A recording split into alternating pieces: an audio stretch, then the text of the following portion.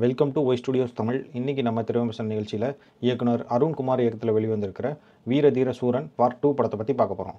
இந்த படத்தோட கதையை பற்றி பார்த்தோன்னா, படத்தோட ஆரம்பத்தில் பார்த்திங்கன்னா, ஒரு அம்மா வந்து அழுதுகிட்டே என் புருஷனை காணா அப்படின்னு சொல்லிட்டு வில்லனோட வீட்டுக்கு ஓடி வருது. அப்படி ஓடி வந்த அந்த அம்மாவை அங்கே இருக்கவங்கலாம் சேர்ந்து அடித்து துரத்தி விட்டுறாங்க. அந்த அம்மா வந்து அதுக்கப்புறம் காணா போயிடுது. இப்போ அந்த அம்மாவோட புருஷன் எஸ்பி ஆஃபீஸ்க்கு போய் கம்ப்ளைண்ட் பண்ணுறாரு. இந்த மாதிரி என்னோட பொண்டாட்டியை இவங்கெல்லாம் சேர்ந்து அடித்து கொன்னுட்டாங்கன்னு எனக்கு சந்தேகமாக இருக்குது, தயவுசெய்து நீங்கள் வந்து இதை ஏதாவது விசாரித்து கண்டுபிடிச்சி கொடுங்க அப்படின்ற மாதிரி அவங்க புருஷன் கம்ப்ளைண்ட் பண்ணுறாரு. இப்போ அந்த போலீஸ்க்கும் இந்த வில்லன் டீமுக்கும் ஆல்ரெடி ஒரு பஞ்சாயத்து ஓடிட்டுருக்கு.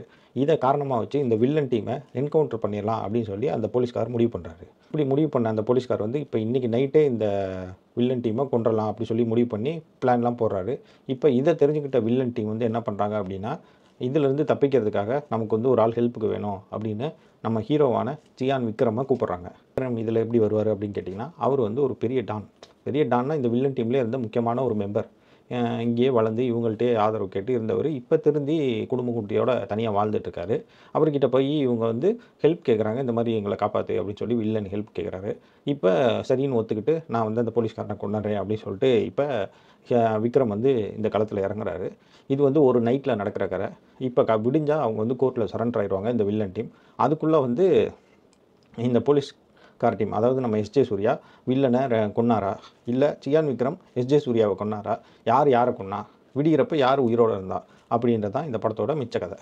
ஸோ வந்து இந்த படத்தோட ஒரு பெரிய மைனஸே என்ன அப்படின்னு பார்த்தீங்கன்னா, இந்த படத்தோட ஸ்க்ரீன் ப்ளே தான். அதுக்கான காரணம் என்ன அப்படின்னு கேட்டிங்கன்னா, இந்த படம் வந்து ஃபஸ்ட் ஹாஃப் வந்து ரொம்ப ஸ்லோவாக தான் ஆரம்பிக்குது.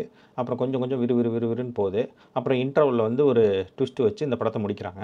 அதுக்கப்புறம் செகண்ட் ஹாஃப் வந்து பயங்கரமாக இருக்கும் அப்படின்னு பார்த்தா, கிளைமேக்ஸ் வரைக்குமே எப்படி ஃபஸ்ட் ஹாஃப் வரைக்கும் கொஞ்சமாக போச்சோ, அதே மாதிரி திருப்பி எண்டு கார்டு போட்டு ஃபஸ்ட்லேருந்து திருப்பி கொஞ்சமாக ஹைப் ஏற்றுறாங்க. கிளைமேக்ஸில் வந்து ஓரளவுக்கு முடிச்சிடுறாங்க.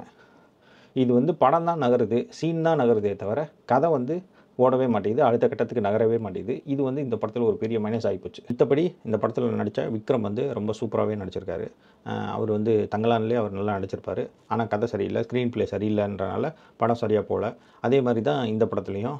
ஆனால் இந்த படம் வந்து ரொம்ப நல்லா இல்லை அப்படின்னு சொல்ல முடியாது, ரொம்ப நல்லா இருக்குன்னு சொல்ல முடியாது. ஒரு மாதிரி அப்படி போகுது.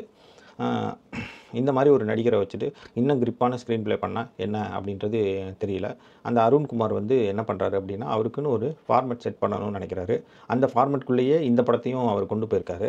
அது வந்து அந்த சித்தான்ற கதைக்கு வந்து அது ஓரளவுக்கு செட் ஆச்சு. ஆனால் இந்த கதைக்கு அது எப்படி செட் ஆகும் அப்படின்றது போக தான் தெரியும். மித்தபடி இந்த படத்தில் நடித்த சுராஜ் ரொம்ப நல்லா நடிச்சிருக்காரு. அதுக்கப்புறம் இந்த பாரிஸ் ஜெயராஜில் அப்பா வருவார், அவர் நல்லா நடிச்சிருக்காரு. எஸ்ஜே சூர்யா எப்படி நடித்தாலும் நல்லா தான் இருக்குது.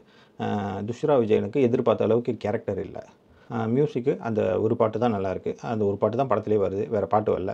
பேக்ரவுண்ட் மியூசிக்கு போதுமான அளவுக்கு தான் இருக்குது. மற்றபடி எடிட்டிங்கு என் படம் ஃபுல்லாக நைட்லேயே இருக்கனால நமக்கு வந்து சில ஃபைட் சீன்ஸ்லாம் வந்து கனெக்ட் ஆக மாட்டேங்குது. கேமரா ஒர்க்குக்காக இவங்க வந்து ரொம்பவே மெனக்கெட்டுருக்காங்க அப்படின்றது நமக்கு தெரியுது. அது ஸ்க்ரீன் ப்ளே வந்து கொஞ்சம் க்ரிப்பாக இல்லாதனால அந்த கேமரா ஒர்க் வந்து நம்மளால் சரியாக ரசிக்க முடியல. இந்த படத்துக்கு இவங்க வந்து வீரதீரன் பார்ட் 2 அப்படின்னு பேர் வச்சுருக்காங்க. இப்போ நீங்கள் ஒரு கதையை படிக்க ஆரம்பிக்கிறீங்க. முன்கதையை படிக்காமல் பின்கதையை டைரெக்டாக படிச்சிங்கன்னா அந்த கதையை உங்களால் எப்படி ரசிக்க முடியும், எப்படி சுவாரஸ்யமாக இருக்கும், இவன் யார், இவன் எங்கேருந்து வந்தான் அப்படின்ற ஃபுல் பேக்ரவுண்ட் தெரிஞ்சால் தானே நம்ம அந்த ஹீரோவோடு சேர்ந்து அந்த கதையை ரசிக்க முடியும்.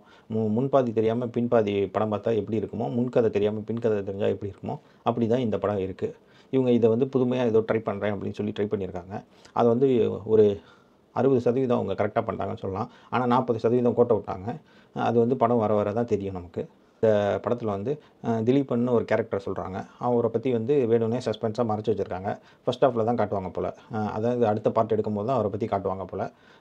இந்த பார்ட் 2 வந்து இப்போ என்ன நடந்து முடிஞ்சிருச்சுன்னு தெரியுது. இதுக்கப்புறம் பார்ட் 1 இவங்க இன்ட்ரெஸ்டிங்காக எடுப்பாங்களா அப்படின்றது நமக்கு சந்தேகமாக தான் இருக்குது. இந்த படம் வந்து இந்த வாரத்தில் வந்து காலையிலேருந்து வருமா வராதா இப்படியே போய் ஒரு வழியாக சாயந்தரம் தான் ஷோ போட்டாங்க. இந்த படத்தை காலையிலேருந்து வெயிட் பண்ணி சாயந்தரம் போய் பார்த்தவங்களுக்கு இந்த படம் வந்து ஒரு ஓகே ரகமான படமாக தான் இருக்கும். நன்றி.